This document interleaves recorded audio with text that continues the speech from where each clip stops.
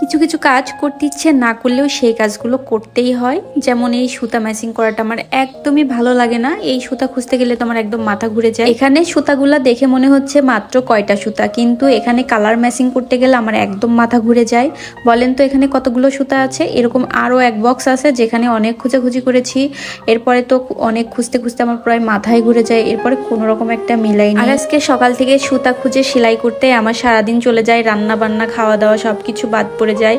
এরপরে তো বাবুকে গোসল করে নামাজের জন্য রেডি করে দিই। বাবুর এই পাঞ্জাবিটা যখন বাবুর 1 বছর বয়স ছিল তখনকার, এই পাঞ্জাবিটা অনেক ছোট হয়ে গিয়েছে। বাবুকে এত বলি যে এটা পরো না, তারপরও শুনে না, ওর এটাই পছন্দ, এটাই পরবে। এরপরে বাবুকে নামাজে বের করে দিয়ে আমি রান্নার কাছে যাই। আজকে আবার মশলা করা ছিল না, তাই খুব তাড়াহুড়ো করে মশলা করি। এরপরে একরকম তরকারি রান্না করে নেই। দুপুরে খাইতে খাইতে আমাদের প্রায় 3:30 বেজে যায়। খাওয়া দাওয়া করে একটু বারান্দায় যাই, দেখি বৃষ্টি হচ্ছে। সকাল থেকে কিন্তু অনেক সুন্দর রোদ ছিল, কিন্তু দুপুর হইতে না হইতে একদম বৃষ্টি নেমে পড়ে।